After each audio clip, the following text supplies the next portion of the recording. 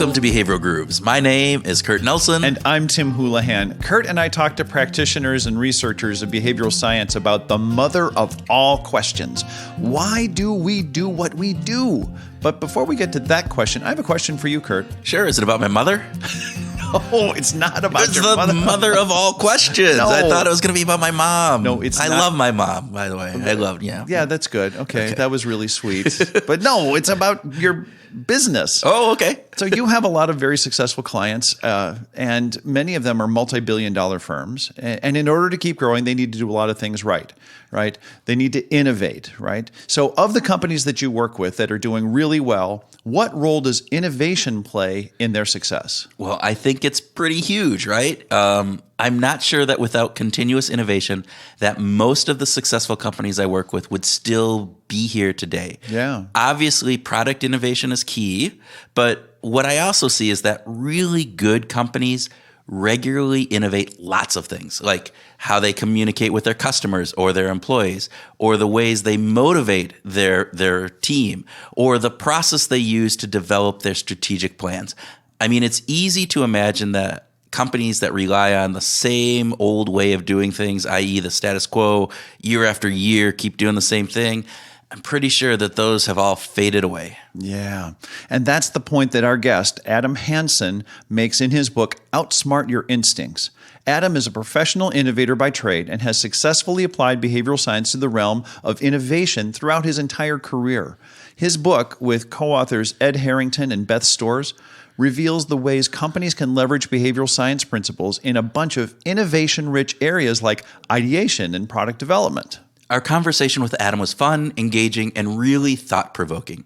Adam also gets a trophy for the longest speed round we've ever had. Oh my God, no kidding. Even with him knowing what the questions were in advance. All right, we discussed the role that common biases play in keeping us from innovating, some ideas that you can take to work with you tomorrow morning on innovation, including the tremendous power of yes and we're going to add a twist to that as well, and the need for a behavioral revolution. Wow.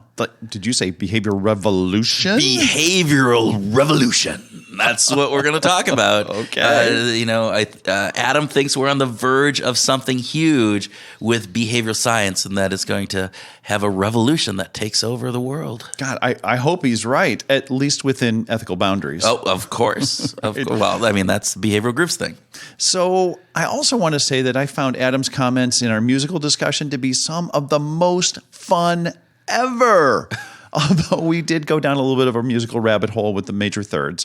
I recall you instantly got that a major thirds, what it sounds like when we're talking about the Monkees' Pleasant Valley Sunday. Like you totally got it. That was cool. You know, I still have no frickin' clue what a major third is, right? And I mean, I know who the Monkees are, but I couldn't hum Pleasant Valley Sunday for if it had to save my life. So no. I'll link to it in the show notes so you can check it out. All right, I will link for it, but I still know I'm not going to figure out what a major third is. Anyway, we want to remind you that one of the ways Behavioral Grooves finds new listeners is through search algorithms. A key factor for search engines to serve up a podcast is the number and quality of ratings and reviews. It doesn't even take a full second, as Tim would say, to leave us a 5-star rating. So please, take a moment and leave us a rating.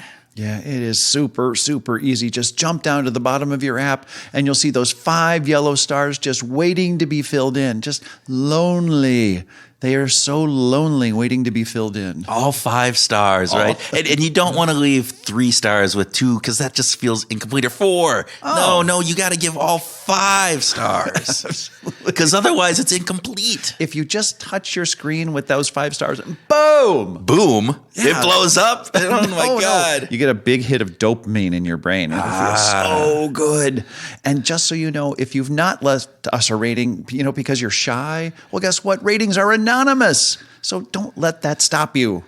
Also, if you like this podcast, be sure to check out Weekly Grooves, our new weekly short-form grooving session podcast that puts a behavioral lens on a hot topic in the news or in our minds, because anything that's in our minds is a hot topic, right? Yeah. Always. Yeah. Always. So it is now up on Apple Podcasts as well as most other pod services. So after you leave a 5-star review for Behavioral Grooves, go out and subscribe to Weekly Grooves. You won't regret it. And with that, we will ask you to sit back in your favorite podcast listening chair with a big cup of Major Thirds, because for all I know, it's a newfangled drink, and enjoy our conversation with Adam Hansen. Adam Hansen, welcome to the Behavioral Grooves podcast. Gentlemen, thank you so much. This is fantastic. This is seriously more fun than a barrel full of poorly socialized monkeys. Good. Although Tim and I are kind of poorly socialized monkeys, so we're just not a full barrel. You just got two of us. All right. From time to time. Okay. We start with a speed round. So, Tim. Coffee or tea? Depends. This is going to be tough because I eschew hard, firm answers a lot. But this is the speed round. It's context dependent. Man, at the right moment, a good tea really hits the spot. Okay. All right, Adam. You understand the concept of a speed round. Yeah, no, I don't. All right, here we go. We're gonna give you another chance. We're gonna have you go here. Bicycle or unicycle? Always intrigued by those who can pull off the unicycle, but unique but not relevant. So I would say, in innovation, we're always focusing on the intersection. I got to go with bike. All right, there you go. This is the longest speed run I think we've ever had. Get ready, guys. Get ready. All right, is it going to get worse? Okay, so would you prefer to give up your mobile phone or a laptop for a year? Oh man, yeah, and I know these questions too, and knowing them didn't really it didn't help. Exactly, we asked those questions are kind of pretty common if you never listen to the show. I think. I'm kind of gaming this because I see the direction things are going. I think the answer. Really? I don't. Well, no, I don't know. I'm overstating that. So I'll say I got to go with laptop. All right. Yeah. You give up your laptop for a year. No. I need my laptop. I'd give up my phone. I'm sorry. Yeah. So actually, pay attention to how the question was phrased. Is that the idea? Yes. Okay. Yeah. That's the test. All right. Here, last question. Last speed round question, and then we're going to have to wrap it up because we've used our entire time. So there you go. Thank you very much, folks. All right. No. Cognitive biases. Blessing or a curse when it comes to innovation? Net curse. But I mean, just like everything else, few things have an inherent valence. When conditions are such that match match the conditions under which these cognitive biases evolved, it's great to be able to recur to them. Great, awesome. Well, that was about your best speed round answer yet. From a timing perspective, just a time. Don't. All right. Well, Adam, we have you on because you, along with Edward Harrington and Beth Stowers, did I say their name right? You got it. Have just written a new book called Outsmart Your Instincts: How the Behavioral Innovation Approach Drives Your Company Forward. So we want to talk a little bit about that. But just for our listeners, give a little background. Who are you? Why, what got you into this behavioral world that we talk about on this podcast? And why write a damn book about it? Yeah, right. There's some self-flagellation going on there, obviously, but I would say so. Just quickly, was always a creative kid. I got some idea, maybe, timing, I got the idea in the early 80s that, hey, it'd probably be good to go on and get an MBA. Had some sense that innovation would be part of my career based on what, who knows? I don't know. Things I'd read seemed interesting. In grad school, took my first new product development class. The professor made the case you could do your whole bloody career in innovation, which was news to me. And I thought, man, if you could do that, why wouldn't you? And so I really got that. I really had that light bulb moment, and a great professor who became a great mentor and friend, and with whom I still speak at least a few times a year. And so then my whole career's been in innovation over, 30 plus years now. Spent the first, it was half at one point, but now I guess it's about a third on the client side. Lastly, as innovation director at Mars, the candy company. So I got to be Willy Wonka for a few years. Ooh, that's pretty sweet, right? Pretty sweet job. Very sweet. Very, yeah. Yeah. And my kids thought I had the coolest job ever. I became a client of the company I'm with now, the consulting firm Ideas to Go, while I was there. And then I knew at some point I was going to join the dark side. And so I've been with Ideas to Go now for about 18 and a half years. I'm a geek. And so have you heard the idea that people who are good at innovation are T-shaped? All right. Explain that a little bit. So there's this, great breadth, a lot of, high level dilettantism, Yeah. but kind of, interest in a lot of things. Across the top of the T. Yeah. Across the top of the T. And then at least in one area, a descender, that comes down. And so, kind of what comes down for me really is innovation. And I've been fascinated with innovation even before going into grad school, and have just read a lot about it and just seemed like it's such a cool capability that we have. And it seems like there's so much that can be done there. And the thought of constantly innovating innovation itself, that kind of seemed to me kind of fairly self-evident. Like, not to hate on any of the competition, but I think too many people are just using the same old tried and true ways to innovate. And you kind of go, well, do you really like innovation? What's the Right, because isn't the idea of innovation to innovate, not just to use the same old thing, not to give in to status quo bias? Yeah. Meta innovation. Yeah. There you go. It's meta. It's absolutely. And so as part of that, I really started reading a lot. I don't know when Kahneman, first got on my radar, but it was probably at least 12, 13, 14 years ago or so. Just started reading more and more. And then I started seeing some really obvious parallels with what we were doing. We were already doing things to mitigate certain cognitive biases without necessarily having that framework in mind. Because, humans, we're still just dealing. And we noticed that there were some propensities that humans had that were non-conscious and weren't particularly helpful when trying to do innovation better. And I'll speak, I think for all of us at Ideas Go, this is true. It's certainly true for me. I just absolutely love innovation. And the thought that innovation would in any way be a drag for someone is to me, seems absolutely tragic. And so we just started thinking about how do we just clear the brush? How do we get rid of those non-conscious gremlins that add no value and are making innovation unnecessarily difficult?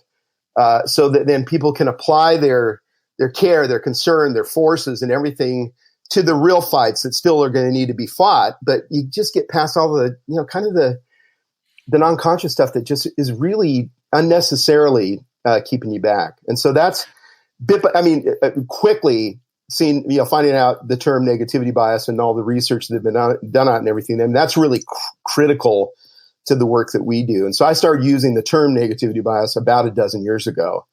And then, availability bias. Yeah, well, we do something for that too. We do creative excursions when we go into kind of these opportunity areas for ideation. And the purpose of the creative excursions is to get you thinking about that topic in a non-obvious way. So you don't just go with the stimuli that are most, available, just immediately available to you with all the bias that can come with that. And so it's just kind of bit by bit. Then we started noticing, conformity bias. Yeah, we know what that is. So it really was kind of the stepwise thing until we finally said, hey, we might actually have something here. So let's formalize it a little bit more. Maybe we actually go to the extent of writing a dang book about it. Yeah. So you codified it, you put it in the book. So help us understand and the book is laid out in a really interesting manner. You want to explain a little bit how you guys structured the book, both in the ideation process and then also in the heuristics, the biases that are there. Yeah. So as we started to look at these various cognitive biases, we thought, well, okay, how far does this go? Like, how much attention should we place on various cognitive biases? Which ones ultimately are really accounting for most of the mayhem at the front part of innovation? So at one point, I was playing with a list of 20 plus with the idea that, hey, we're going to winnow these down and everything. So that's kind of the working on the cognitive biases. We got down to 8, and quickly: negativity, availability, conformity, confabulation, curse of knowledge, confirmation bias, status quo bias, errors of framing. I might have missed one, but those I think you got. I think that's it. Yeah, those are most of it. I mean, at this point, I should just be able to rattle them off like that. But in terms of then kind of the structure, then so we go. Each chapter is a bias. We have the setup, but then the bulk of it is each chapter is one of those 8 cognitive biases. And then we walk through the chapter kind of in chronological order of the innovation process. So first is opportunity area finding. How do you even know where to play? How do you find the right kind of strategic arena to play in and everything? Biases affect how you do that. And you can do that better. You can do that worse. And we see that evidence of that all the time. So being attentive to which of the biases, like what's going on with conformity bias in opportunity area hunting, and so kind of being attentive to that, looking for where we could help people, again, get past some of those. The next stage, once you know where you're going to play, we do ideation, brainstorming plus, and that's then once you know where you want to play, how can you come up with lots and lots and lots of great ideas with the idea that Linus Pauling said the best way to get good ideas is first to get lots of ideas. So you can start having ideas that you never would have gotten to otherwise. You never would have had the reason to get to otherwise. And then it's that back and forth. It's that collaboration. It's hearing one of your colleagues or someone else in the team say something and go, oh, wow, had never thought about that.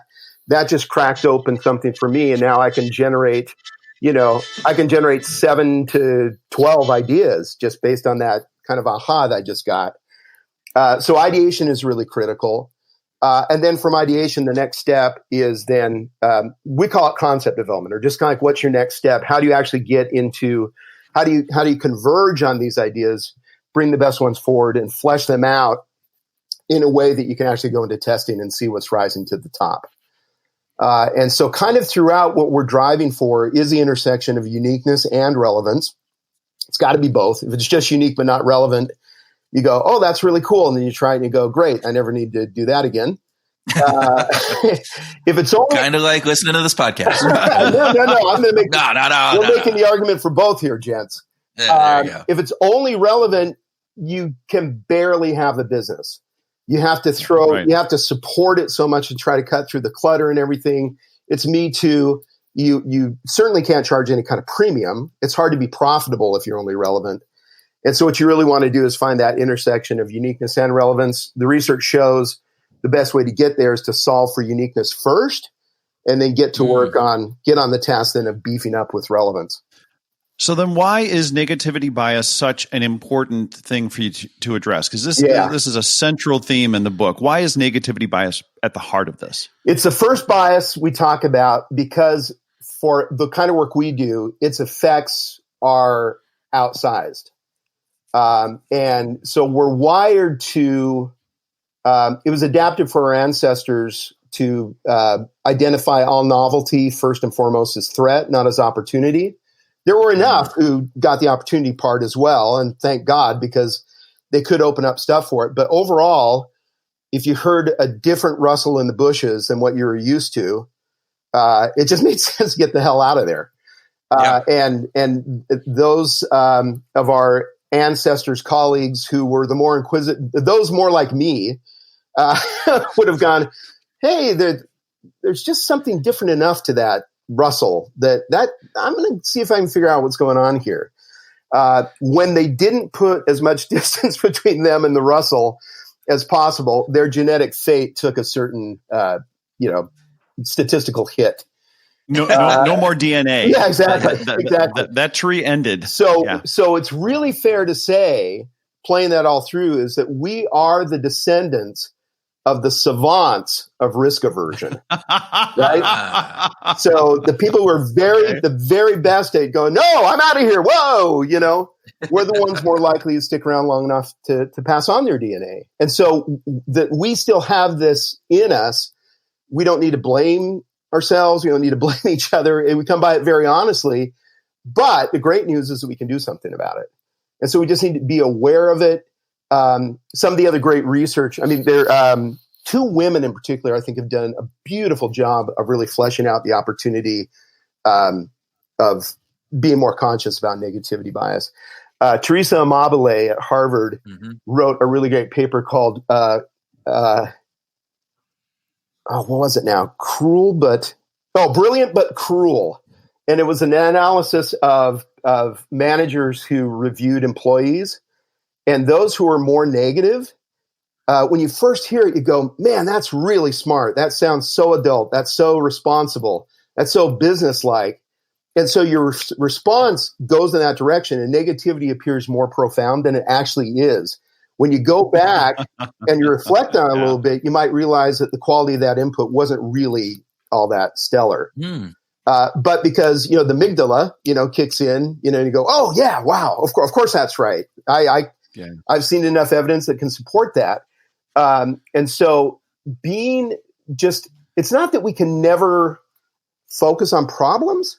It's just that the most reactive way of doing it is rarely the smartest way of dealing with the problems. And just the idea, I mean, we all know too many people. My experience is many of us know people throughout our careers. We bumped into the people who dine out on this idea that negativity seems smarter than it actually is. I'm looking at myself right here. We all do it to some degree. We all do it. But I would love to figure out ways to call that out in as face-saving a way as possible. But I would like for that to become increasingly unseemly for for people to do. Be aware of what the issues are, yes, but it's not sufficient merely to point out that you don't like it, that sucks, that isn't working. I have no more information. I don't know what to do if that's where it stops. So take that great identification of an issue and go, okay, then what are some steps forward? What do you wish for? How might we then get to work on that? And even negative feedback, if used generatively, can crack open even more opportunity. What's great about this when you use it well is that it can shine specific light on opportunity instead of just kind of leaving you with this vague unease about how an idea might, not be all that fantastic. Well, and in the book, you also talk about the yes, but versus yes, and, the classical improv component. Yeah. So bringing that out into the world, right? So you can address some of that negativity bias by looking at things and saying, all right, so instead of saying yes, but, which is a way that we often do it, right? We approach things, but I don't really think that's going to work.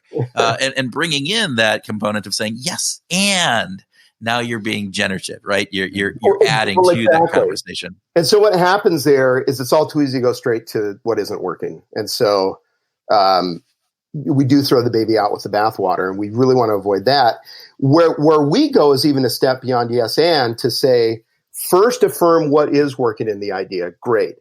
So what are you for? What are you really for in that idea? What do you like? What's the potential that you see there? Even with a really weird idea, if you actually consider it and play with it, you can say, how does that start getting me thinking differently in a way? The idea itself might still actually blow, but I can use it. I can be mercenary with it. And now I can use one facet of it to open up a whole new area of inquiry and kind of exploration for me.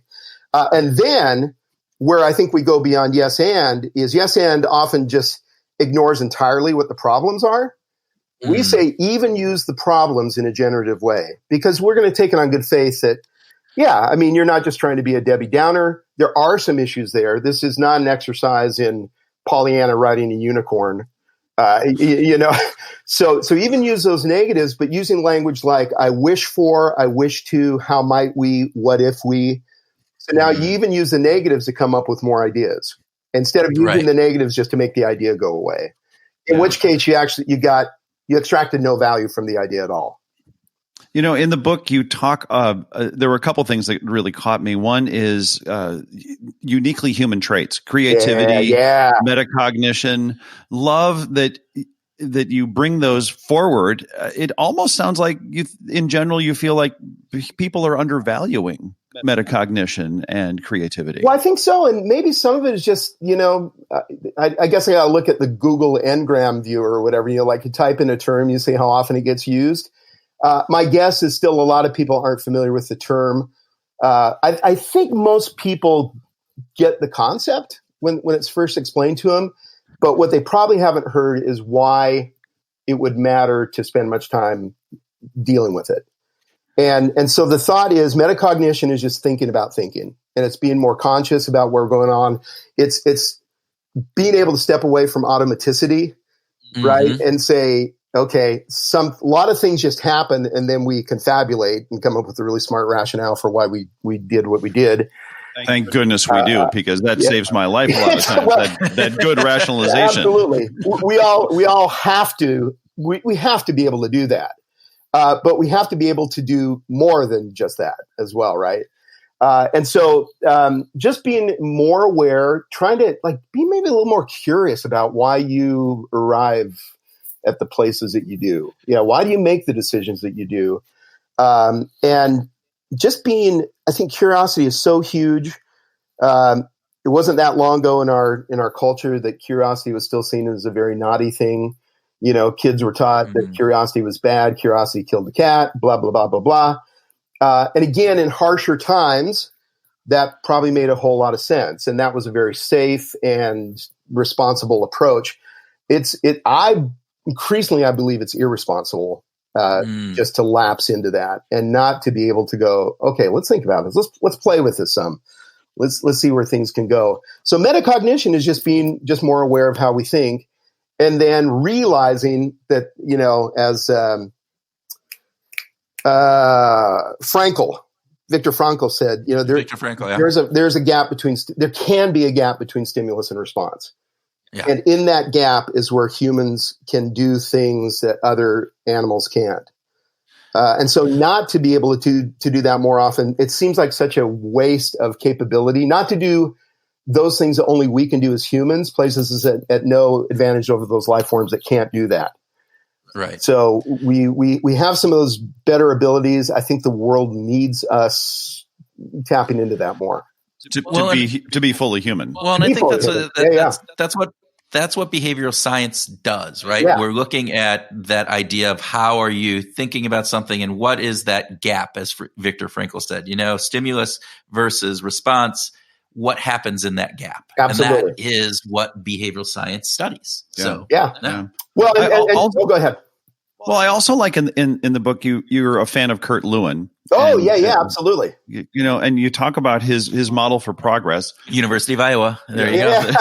There you go. Of course. But you talk about this finding the balance, right? That Lewin talks about, the drivers and the restrainers, right? And ultimately finding a balance. But the progress happens when the drivers actually overtake the restrainers to some degree, right? Correct. That's how we actually get progress. You do this with your clients. You find a way to take things out of balance, right? Well, yeah, we do. I mean, I don't know if you're familiar with any of the Huizenga work on Homo ludens, or the playful ape, right? And this whole concept of the magic circle. Anytime we play a game, we're stepping into this magic circle where all the outside rules and everything don't necessarily apply. We have our own set of rules here. That's what our projects are. You're stepping into a magic circle. It's a twisted form of reality. And we still want to be able to tap into really rich insights and everything from your audience and everything. But then we kind of suspend the normal way of being. And we say, look, we're just going to, for this part right now, we're going to bracket some of the normal things that we do. And it's a little unnatural. And some of our language is almost deliberately contrived and frankly dorky. Just to kind of draw attention to. But it helps. It does help. It really does. It's additive. Yeah. And I remember some of the first time I heard, as a client, some of Ideas to Go's contrived language, I'm sure I did a little bit of an eye roll. But I've come to understand why it's helpful. You're actually stating, hey, we're going to do this different thing now that it isn't as instinctive. Again, we talking about outsmarting your instincts. And so as part of that, we're actually going to try get you to start practicing some things that might be able to become new instincts for you, which is you're trying to break the system one automatic response. Absolutely. And say, no, we're going to push into something that you want to be a little more thoughtful, and that's going to take a little effort. So you want to bypass the system one, right? Absolutely. And the point we want to make, because, resistance is often tied to a lack of clarity, not to just being obstinate, So we want to make it, yes, a little bit of effort. The great news is to mitigate these cognitive biases we talk about, as little as 3 minutes of work can do a lot for you. So if you're trying to think up some new things, grab anything, grab a book, randomly turn to page 54 and read a paragraph and go, oh, okay. Now, how do I smash associate what I just read there with what I'm working on? And the brain is this wonderful associative tool that will somehow figure out how to stitch those two disparate items together. And so that's so availability bias can be solved as quickly as 3 minutes. So page 54 of Outsmart Your Instincts talk about insight mining, category crashing, trend hunting, text search. I got a bunch underlined. You can there you go. Right Good page. Right on. And thank you for going with that as my plant, Kurt. That was you knew exactly what page you were talking to. No, but so you're bringing in these different concepts of saying, all right, so let's do these exercises to put us in a mindset that is going to allow us to bypass some of these heuristics, right? Exactly. And so that we're getting to the point where we actually can do the work that we want to do in a more effective way. Absolutely. So what are some other hints? What are some things that our listeners can do to maybe be more innovative in their thinking? Excellent. So one thing we'd have you all consider, every now and again, ask yourself, where are we in the process? Like, what are we doing? What's the task that we need to perform right now? And there will be other tasks that we need to perform later, but for them to intrude on what we're doing right now is a little bit of a category error. So let's not do that. The headline I have for that is, early on when you're doing this kind of work, worry more about learning than launch considerations. It's too okay. Explain that a little bit. Easy, particularly if we're doing new product innovation or even a communications campaign, whatever it is. We're good business people, so we're constantly thinking about what this is going to look like when we actually put it out into the world. But if those concerns supersede this need to explore and see where things can go, and matters of practicality, scalability, launchability, all that, come in too early, you're not doing the work you need to be doing then. So learning, not launch.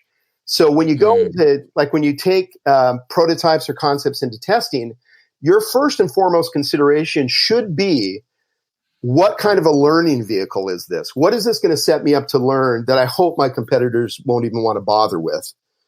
And then from that, after you do all that testing, you can actually even forget what the concepts or prototypes that you took in. You can actually just step back and say, okay, these benefits rose to the top. These insights seem to resonate the most, et cetera, et cetera. And you could almost then just kind of reconfigure from that learning what then would make the better launch vehicles, right? Mm-hmm. And so it's just really being clear on what's going on.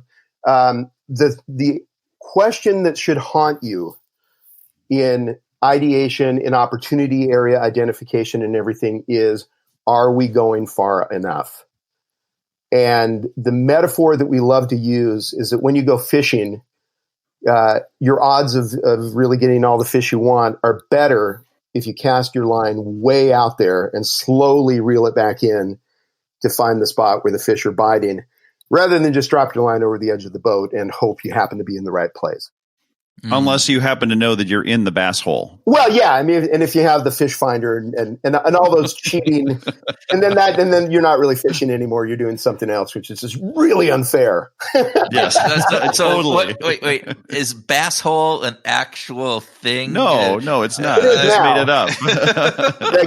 Get the T-shirt, folks. Get the T-shirt. Yeah, all right. It'll be. We'll have it available on our next episode. No, but the metaphor is great because it goes back to that Linus Pauling thing. Yeah. The best way to get the good ideas is to have lots of them. Yeah. So you have to cast far.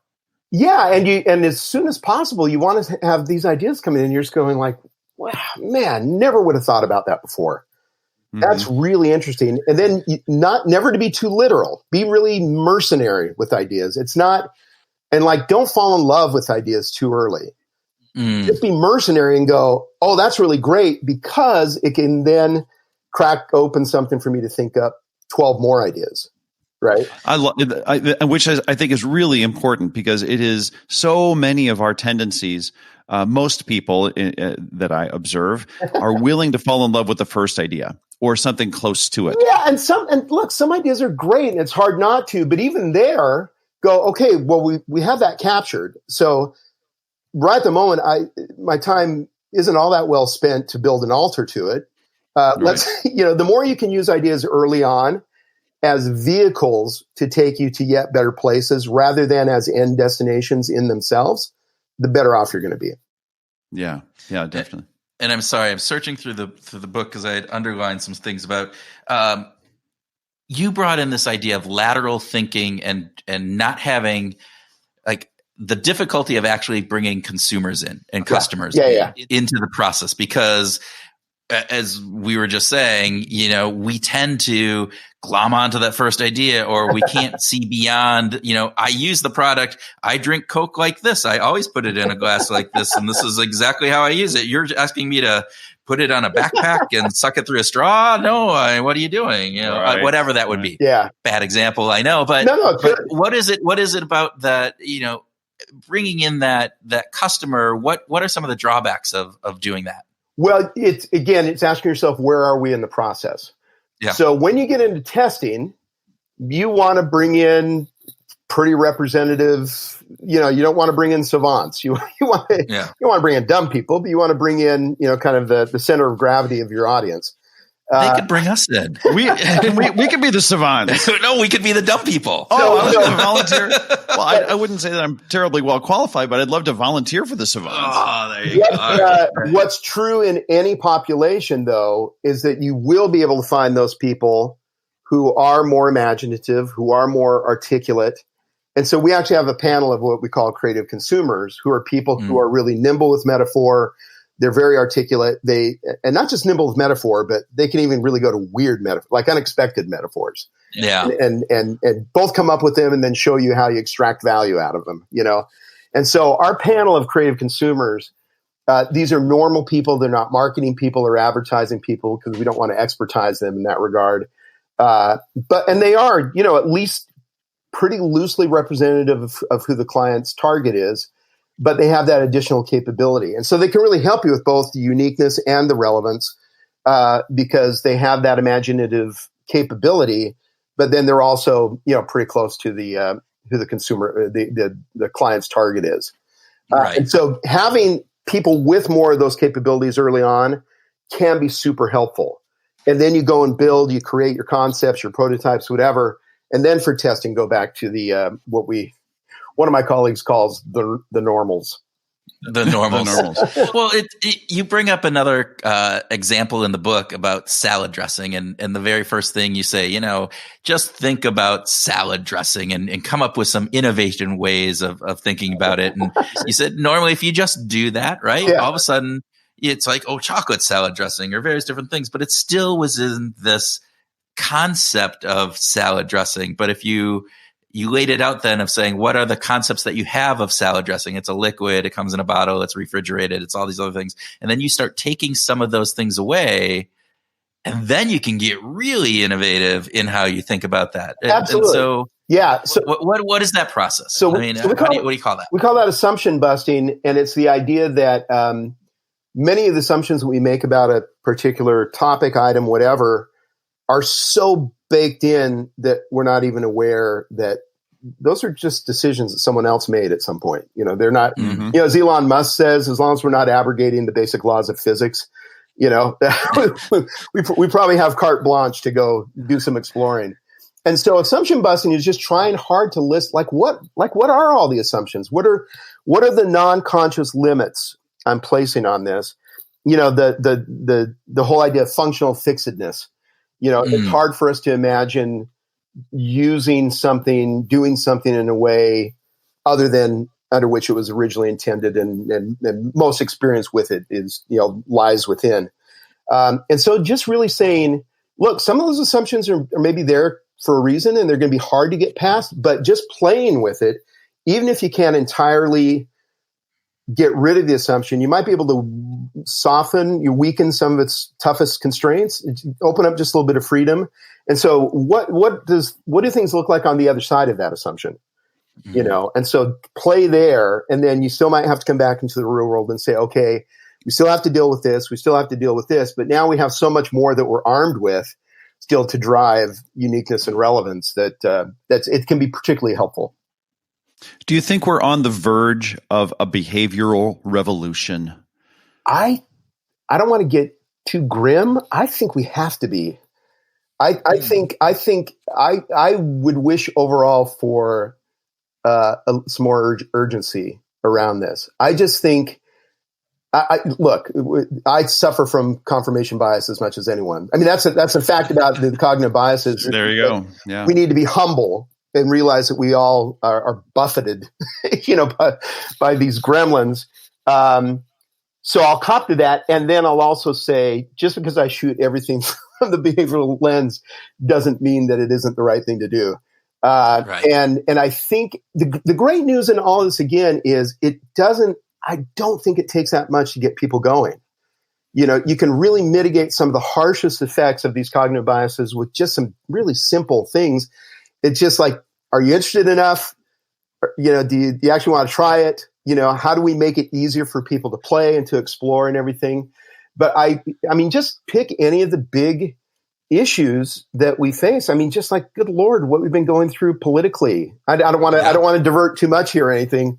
And regardless of where you net out, I think most people can agree, this is bad. This is broken, And so, just even there, if you could stem the effects of negativity bias, if you could help people understand confirmation bias better, conformity bias, and everything, I just think, there's something that just occurred to me just like within the last month is a weird, overly fancy term that I'm trying to explore. It's the notion of personal creative sovereignty. Mm-hmm. And I want people to figure out why that would matter to them.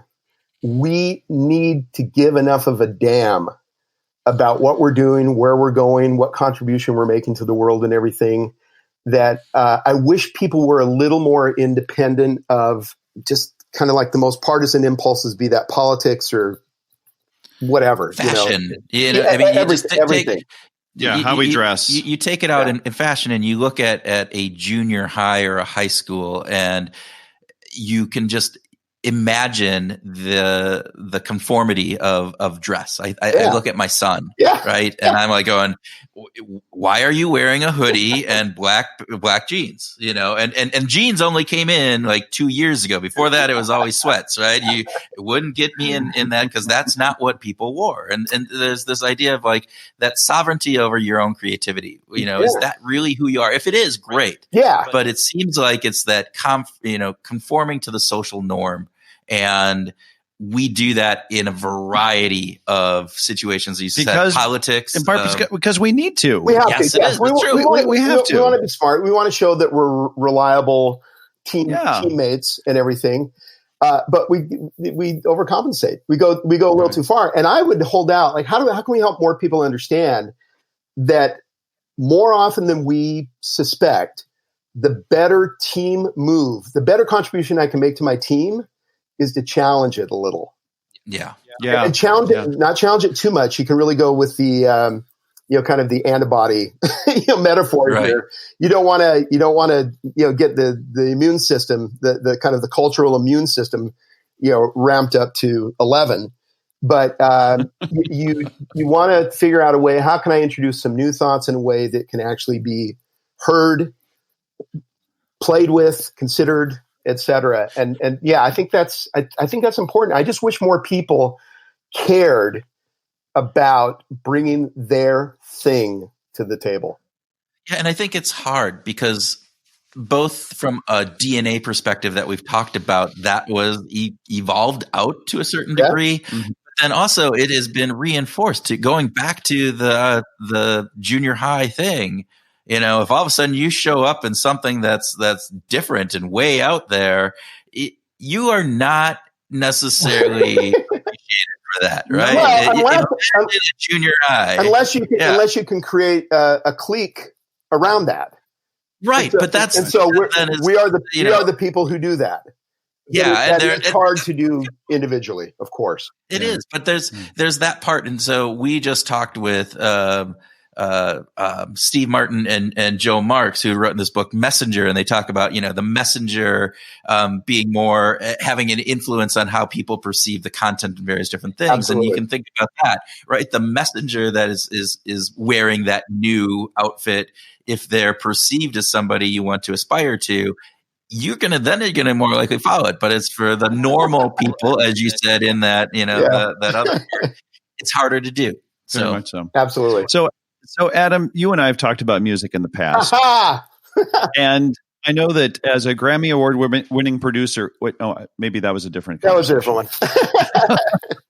Let's talk about what you like to listen to. Oh my goodness! And so you thought the speed round was tough. Early on, very quick background. I was a really good artist as a kid, visual artist, and man, all my energies went into that. I was a better artist at age 11 than I am now. Because at age 12, music came into the picture. And then I just threw all my attentions into that. My first training was on trumpet. So I play all the brass instruments. Because you knew that the trumpet players get all the girls, right? That's primarily it. Yeah. I mean, there's no way electric guitar was going to be better than that. No, impossible. But then the next step was then the year after that, a bunch of us got together and said, hey, let's start a band. And the instrument you ended up with is what you could most quickly place your hands on. And so my family had this cheesy old Hohner organ with 180-pound Leslie cabinet. Wow. And so awesome. I became keys guy. And our first practice was just essentially the central riff to Inagata Davida for about 2 hours. And so, why did you stop at 2 hours? That's my question. I mean, that's pretty much the Inagata Davida. And right? I had very patient parents, and we were down in the basement, and it was all good. And when we talked about this, I just have to say that was my first experience playing with the band as well. to get 5 guitarists, a drummer, and a keyboard player to do the riff to Inagata Davida for hours. That was all we could do. There was nothing. Absolutely. And then we followed the expected expansion of the repertoire. And so the next song was Smoke on the Water. And then at some point, excellent choice. At some point, we actually figured out we could do China Grove by the Doobies.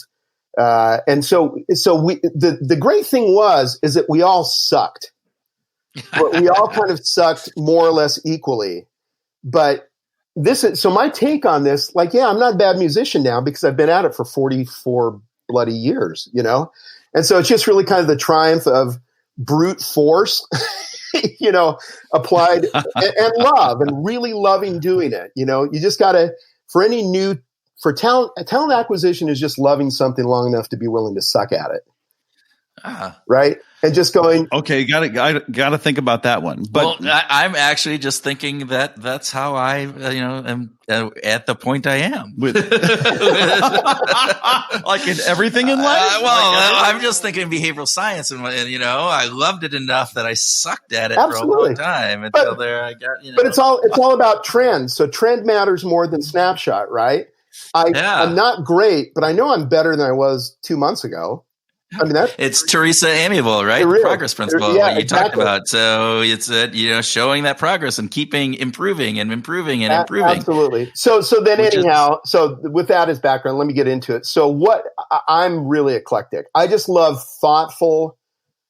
Look, you can tell good stuff in any genre, right? I mean, there's crap everywhere and there's brilliant stuff everywhere.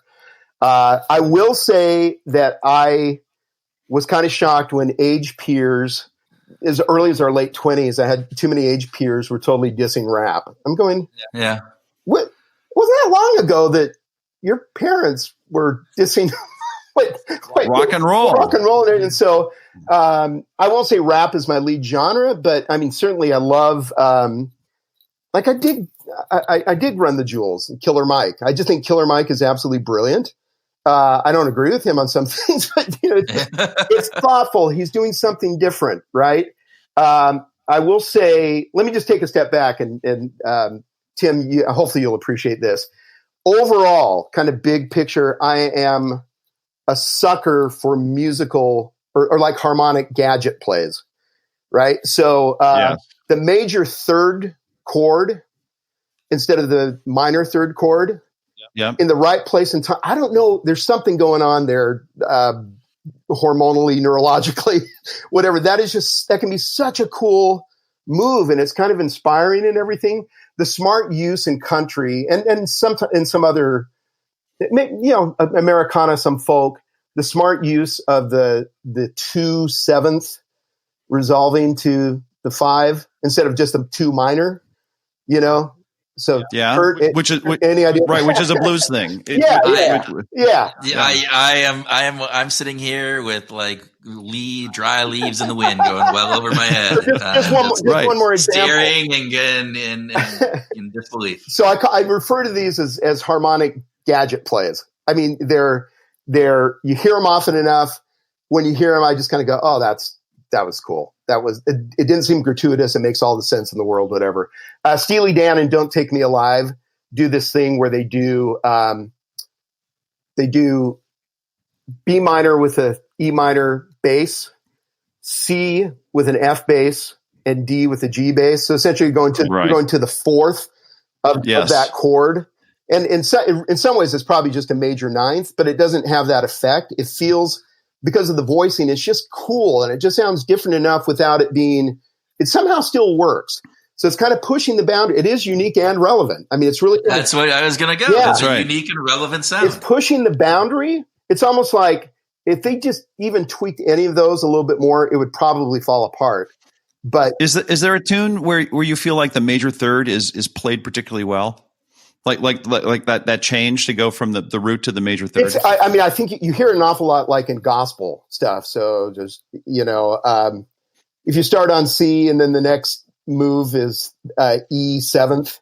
Yeah, exactly. There is just something about it that is, I don't know. To me, it is inspiring. I have no way of understanding why. I'd love to understand the neurology of that. But the acousto-neurology of the major third chord. Well, I'll give you an example. Pleasant Valley Sunday. Yeah. So the Monkees, which was written by Carole King and Jerry Goffin.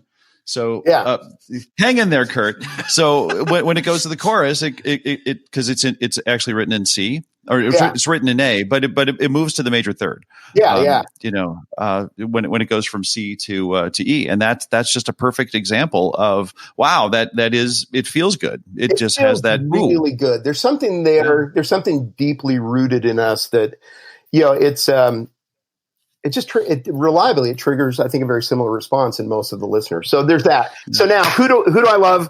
Again, still I love overall. You're familiar with the term blood harmony. So where siblings, like the Bee Gees.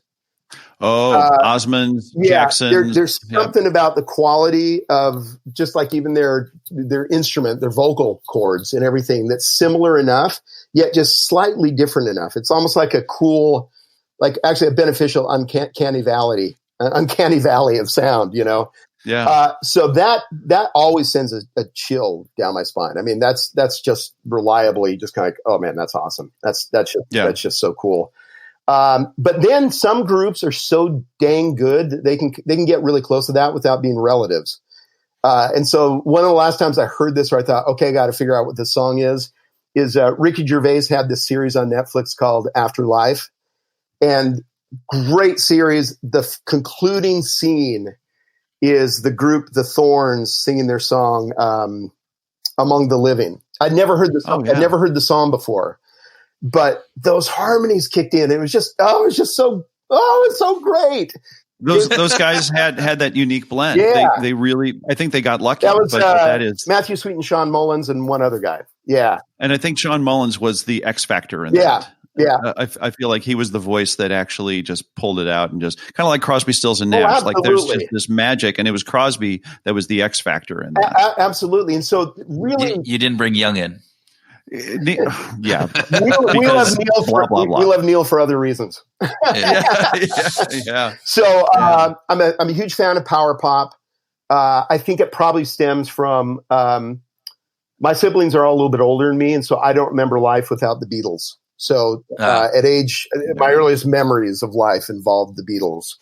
And so I think the Beatles are like the Tigris and Euphrates of modern music. And I think any album from Rubber Soul on, you can take any one track and I think you can make the case for any one track spawned a subgenre then afterward, Yeah. I mean, great songwriting, great production. I happen to think that Revolver is my favorite Beatles album because I think Rubber Soul is to Revolver as John the Baptist was to our Lord. Wow. I love that. Whoa. Holy smokes. Well, okay, we're going to take all that and we're going to have some show notes that are just going to be absolutely outside the norm on this. I'll give you one more. At my funeral, and not to get grim or anything, but there will be 3 songs that we played at my funeral. One is Crowded House's song "Don't Dream It's Over," which I think is, if you read the lyrics, it's a modern hymn. It is. It's a gorgeous song. I know a song. Yeah, there you go. Whoa, there you go. And it's I mean, Neil Finn is God. Yeah. And then great voice, great guitar. Going with God. The second song will be "God Only Knows," which to play. I mean, Brian Wilson, obviously the genius that he is. I think his genius is no better represented than the chords and the arrangement and the production of that song. It's just harmonically, it's amazing. Absolutely. Okay. And then the final one will be a group sing along. Everyone's going to sing, "Yes, We Have No Bananas." Who was the original artist on that? It goes back into the 20s. I don't think anyone has it. The version I'm most familiar with is the Louis Prima one. That's what I'm thinking of from the 50s or 60s, probably. Yeah, it's older than that. Yeah, okay. No, it goes back to the 20s. It was a Depression era, or even pre-Depression era. Okay. All righty. With that, Adam, thank you so much for joining us. Absolutely. This has been so fun. This has been tremendous, guys. Thank you so much. I could not have been more delighted to spend this time with you.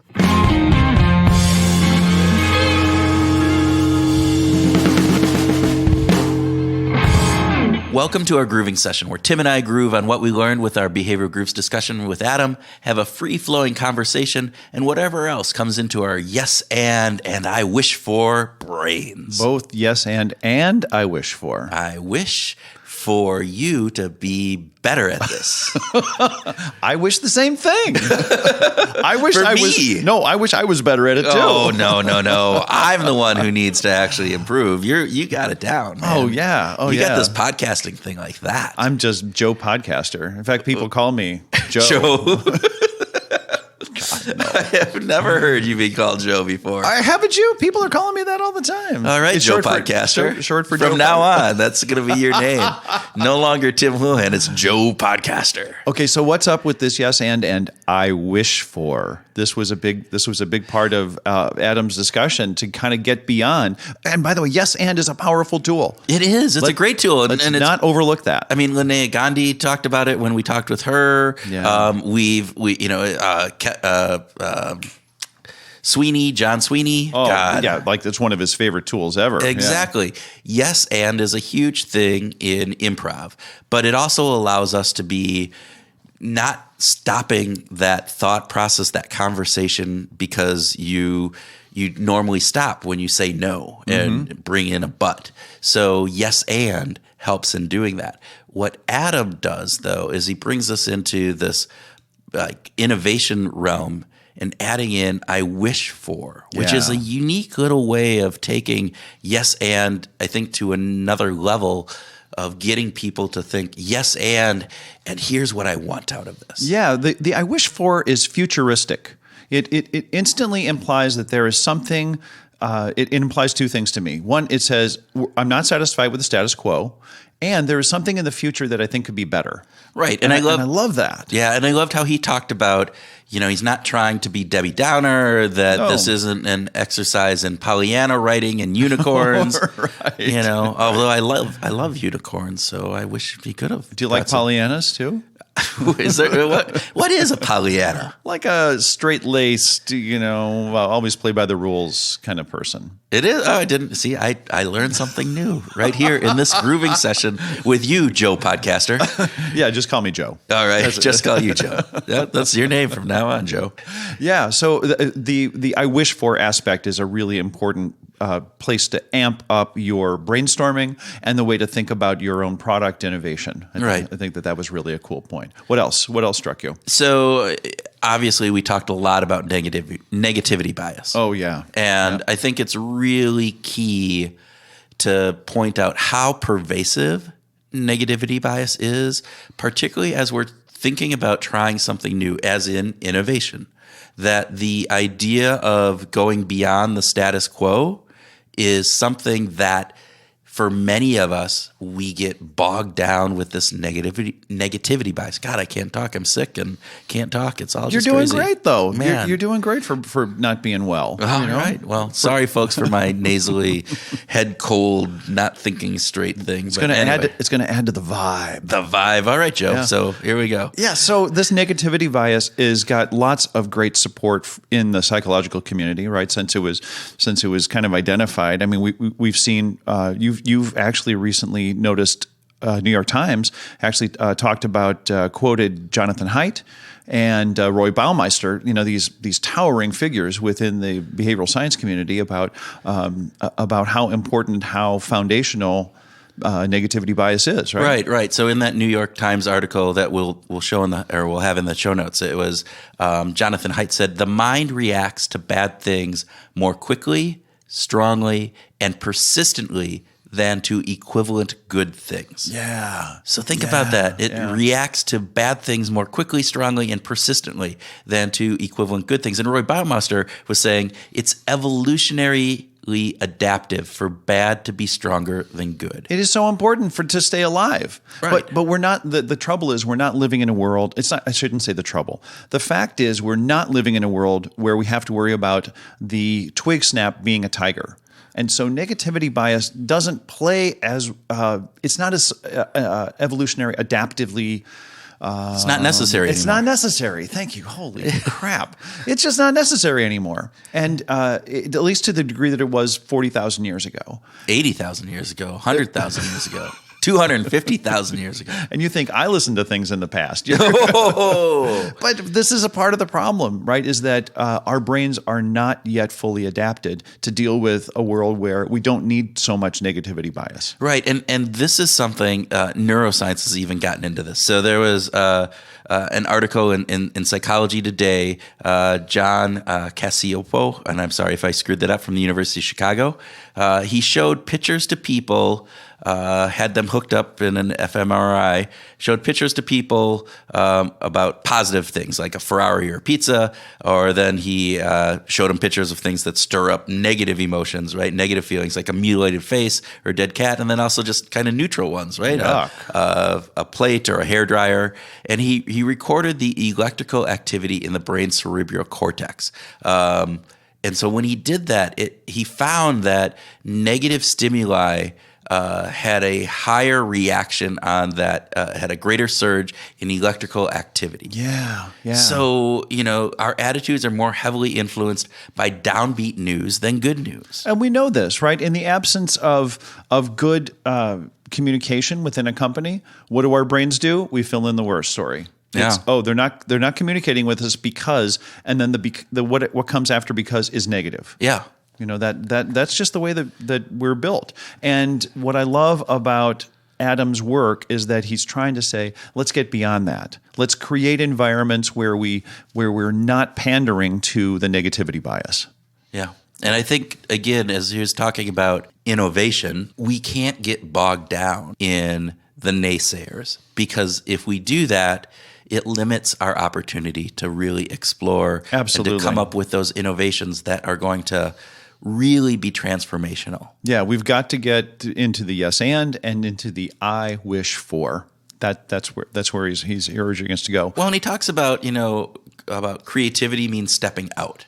Oh, right? Yeah. Which is exactly what we're just talking about right Yeah. here. If you get bogged down in that negativity bias, you can't step out. You can't go beyond. And that's really an important thing. He brought up one of your heroes. Oh, Kurt Lewin. Yeah. University of Iowa.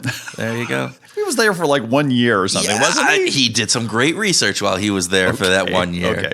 But I'm not trying to diss Kurt Lewin. I love his work too, by the way. And Kurt Lewin has this idea of change, right? Where we're frozen into habits and our routines and our behavior.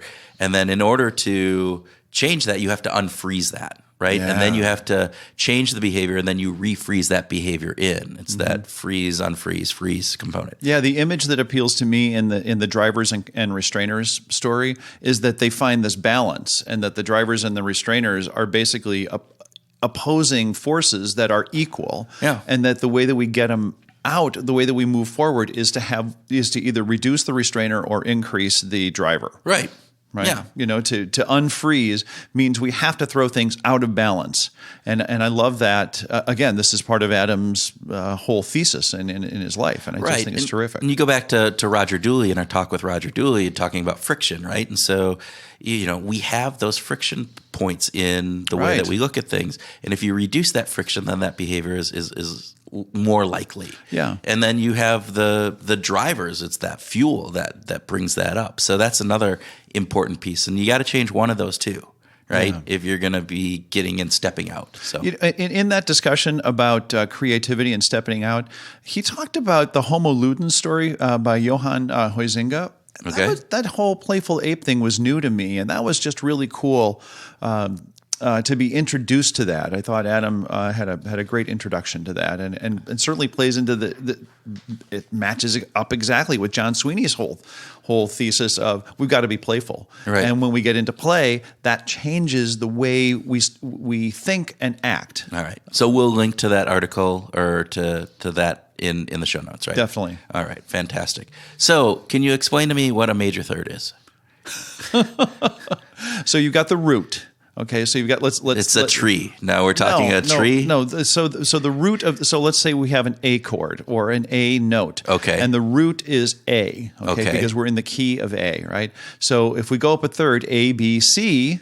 So if we go A being 1, B because notes go in order, A, B, C, D, E, F, G. Yeah, got it. Got that. Okay, so if we go A, B, C, we get to C. That's the third. 1, 2, 3. A, B, C. C is the third. And the major third would be the major C chord. A minor third would be a C minor. Okay. So the major third is what we hear in Pleasant Valley Sunday when we go from the verse into the chorus. So it's the shift going from an A to a C.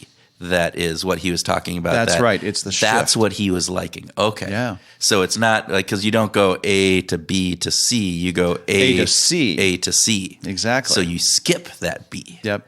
That I still don't really quite understand, but that's okay because maybe our listeners do now. Well, you hear it. Okay. The thing is, we're exposed to all those different sounds, and major sevenths have different sounds. Sevenths have different sounds. Blues sounds like the blues because of the seventh. Okay. So the major third is something that is characteristic of a particular sound that once you get attuned to it, and when you're in Pleasant Valley Sunday and it goes from the first two lines of the chorus to the second two lines of the chorus, it shifts from C to E. And if you just pay attention to that, you go, oh, that's what it sounds like. And for some reason, Adam loves that sound. Yeah. It really, really, floats his boat. I'm not sure why, but it does. Well, I don't know, but that's very interesting. And thank you for the explanation. You got it. I actually feel like I was useful. I learned a couple things. I learned about Pollyanna, and I learned about major thirds.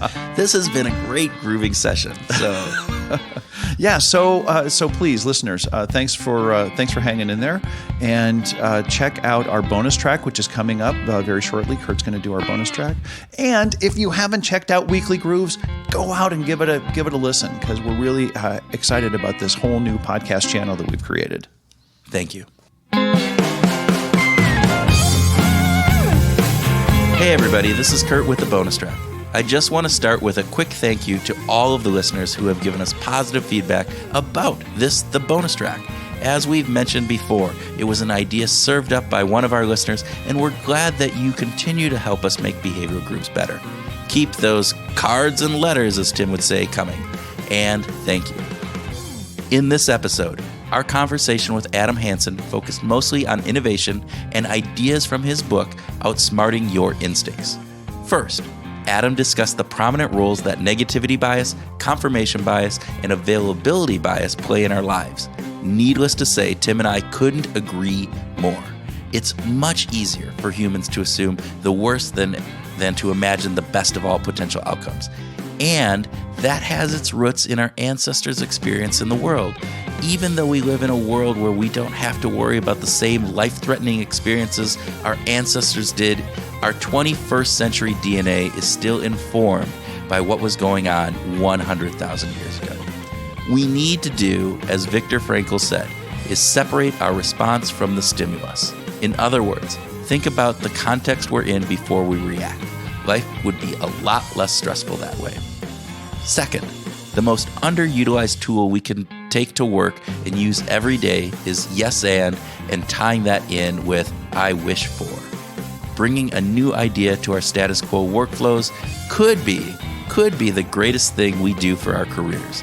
That is, unless you're an accountant. Maybe if you're an accountant, just stick with the status quo. All right? The point is, every company needs to innovate in order to grow, and you could help innovate your area of the workplace by using yes and I wish for a couple of times every day, just to see where that lands you. That leads us to the third point we want to recap. Creativity means stepping out of the boundaries of your current job and into what Adam referred to as the magic circle. That needs to be playful and a safe space in order to innovate. We want to encourage each of you at your work to create safe and playful spaces where you and your colleagues can innovate safely. So now we get to the groove idea for the week. Tomorrow, or today if you're listening to this in the morning, go out and do at least 3 purposeful yes ands. Let us know how that goes. We'd love to hear from you.